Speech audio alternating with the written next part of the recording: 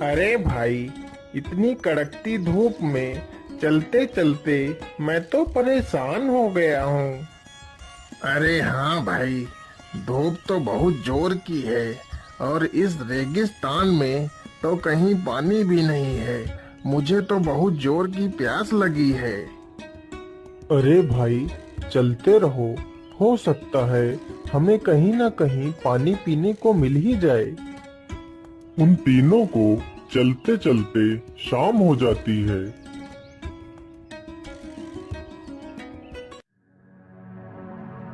अरे भाइयों, अब तो रात हो गई है। हमें यहीं पर रुक जाना चाहिए। तुम ठीक कहते हो मित्र, हमें यहीं पर रुक जाना चाहिए। तीनों मित्र वहीं पर रुक जाते हैं। जैसे ही आधी रात गुजरती है,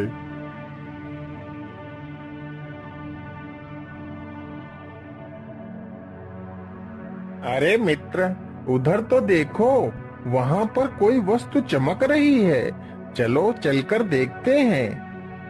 अरे हाँ हाँ, मुझे लगता है या तो कोई चमकदार वस्तु ही है। चलो चलकर देखते हैं। नहीं मित्र, हमें इतनी रात्रि में यहाँ से कहीं नहीं जाना चाहिए। हम सुबह होते ही यह देख लेंगे कि वह चमकदार वस्तु क्या थी। अरे मित्र, तुम इतना डर क्यों रहे हो? हम तो तीन हैं, तो हमें डरने की आवश्यकता नहीं है। चलो, हम लोग चलकर देखते हैं। फिर वह तीनों उस चमकदार वस्तु की तरफ चल देते हैं।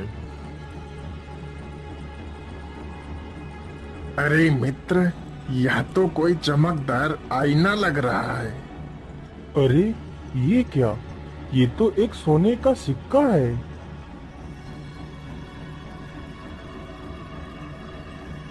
अरे हाँ मित्र, यह तो एक सोने का सिक्का ही है। तो इसका मतलब इस गुफा में सोना अवश्य होगा। चलो मित्र, हम लोग इस गुफा के अंदर चलते हैं। नहीं मित्र, इस समय हमारा इस गुफा में जाना ठीक नहीं होगा। हम सुबह जाएंगे इस गुफा में। अगर तुम चाहो तो यह सिक्का तुम रख सकते हो। तेज प्रताप उन दोनों को अंदर जाने से रोकता है, लेकिन वह दोनों बहुत ही लालची थे। फिर वह तीनों वापस लौट आते हैं।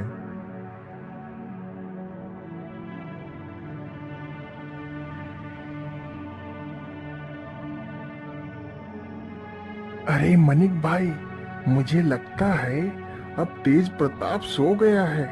चलो हम लोग चलते हैं और गुफा में देखते हैं सोना कहाँ पर छिपा है। फिर वह दोनों चुपचाप उठकर गुफा की ओर निकल पड़ते हैं। अरे मित्र, यह गुफा तो कितनी डरावनी है। हाँ हाँ मित्र, गुफा तो बहुत डरावनी है। लेकिन सोचो, यदि हमें खजाना मिल गया तो हमारा जीवन बदल जाएगा। अरे मित्र, इस दरवाजे के पीछे क्या है? चलो चलकर देखते हैं। जैसे ही वह दोनों उस दरवाजे को स्पर्श करते हैं, तभी वह दरवाजा खुल जाता है और वह दोनों किसी विचित्र दुनिया में पहुंच जाते हैं।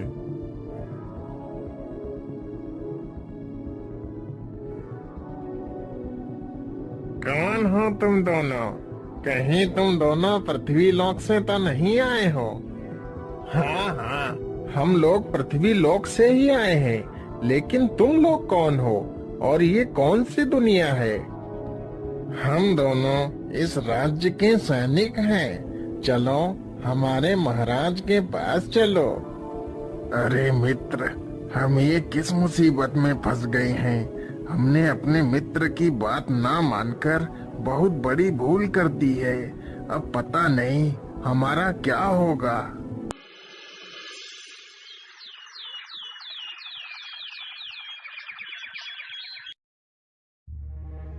अरे, ये दोनों कहाँ गए? कहीं वह दोनों गुफा में तो नहीं चले गए? चलो चलकर देखता हूँ।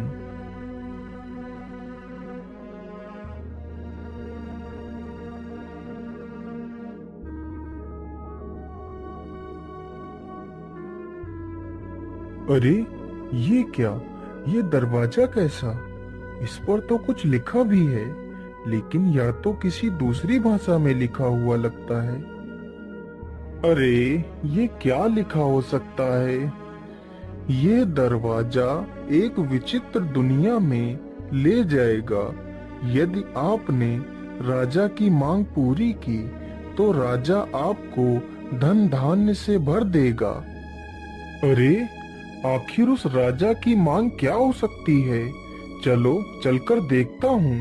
कहीं मेरे दोनों मित्र उसी राजा के पास तो नहीं फंसे हुए हैं।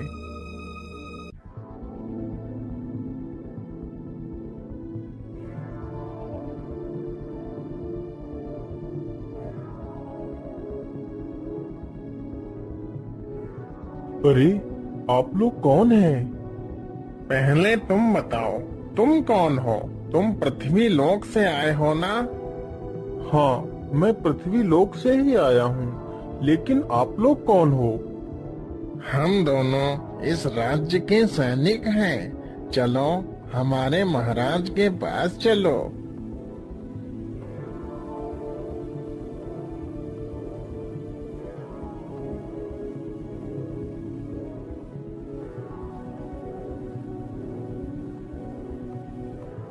कौन हो तुम और यहाँ क्यों आए हो? महाराज, मैं एक व्यापारी हूँ। मैं अपने दो मित्रों के साथ यहाँ से गुजर रहा था।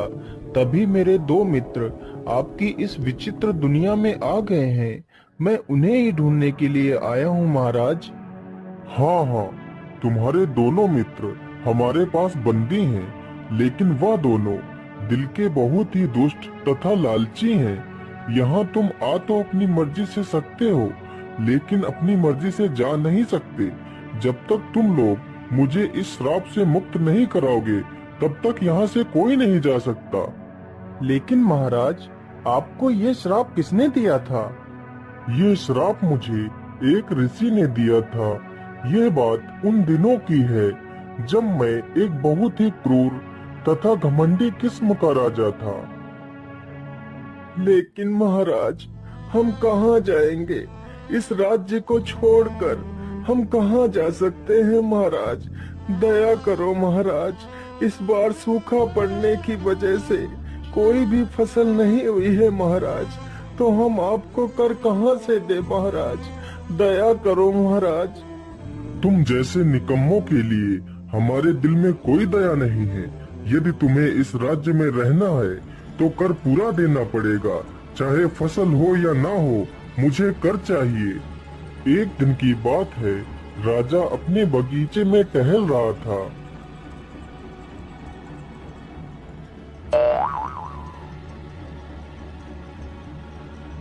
अरे, यह फल हमें किसने मारा है?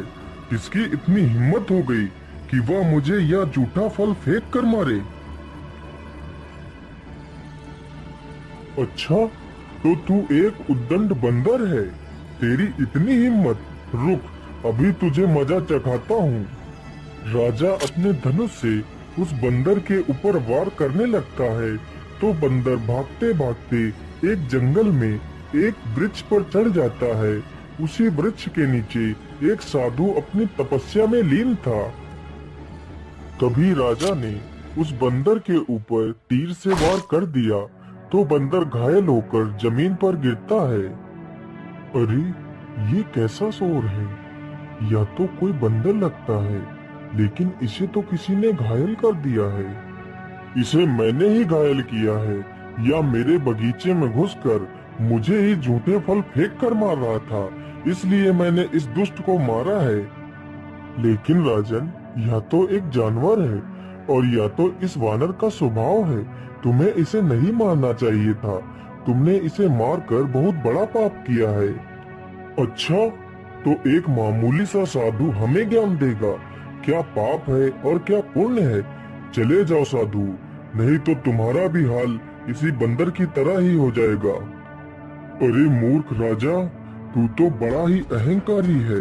इस मासूम को मारकर तुझे इसका कोई आभास नहीं। मैं तुझे श्राप देता हूँ। जिस अहंकारी मुख से तू इतने कटु वचन बोल रहा है, तेरा यह मुंह वानर का हो जाएगा और तू और तेरा राजमहल एक विचित्र दुनिया में खो जाएंगे। क्षमा महात्मन, क्षमा, मुझे क्षमा कर दीजिए महात्मन। मुझसे बहुत बड़ी भूल हो गई।